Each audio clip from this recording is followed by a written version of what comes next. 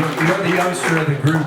I am. So let's talk a little bit about the records that kind of blew your mind a little bit. We did an interview, and you grew up in a house that had a lot of different kinds of music. Yeah. You were listening to some dance music, Yeah, disco, R&B, but what were the hip hop records that really flipped your mind?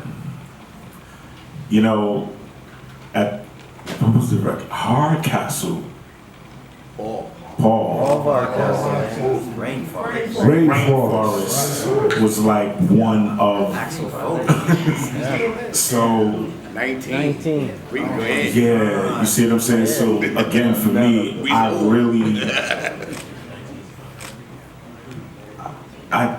recorded all of y'all pretty much, like literally, like I was a student and I listened to everything. Like Red Alert, you know, I call Red Alert the curator because every week he would get on the radio and he would play something new. He would play something different, and he always didn't play hip hop records. So like Red, like we could even talk about the cover girls.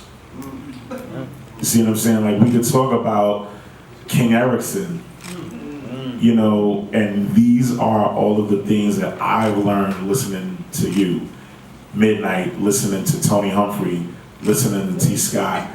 I was a little kid and I didn't know that when we was calling him cousin Larry, that was actually Larry Levan. You know, Kerry Chandler, like I really came up around all of those guys. So eventually I ran into hip hop, and that was listening to Marley Marl, also on BLS, and the In Control shows, and of course the whole BDP versus the Juice Crew, that whole situation right there. So basically, when I came into hip hop, it was in the early 90s. My very first record that I actually bought was Craig Mack, Flavor in Your Ear. Purchase. First record that I've ever purchased was that. And not knowing that there was so much music that I missed. So I had to go back.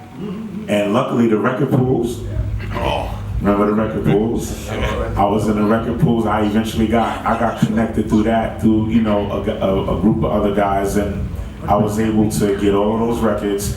Then I started, you know, developing relationships with the labels. So once I developed that relationship, they were like, oh, you can come in here and take everything. So I would really have like shopping carts of everything that came from the 80s, all of it, up until now. And yeah, it's always great when the record labels take you into the storage room. Yeah, it was a big deal.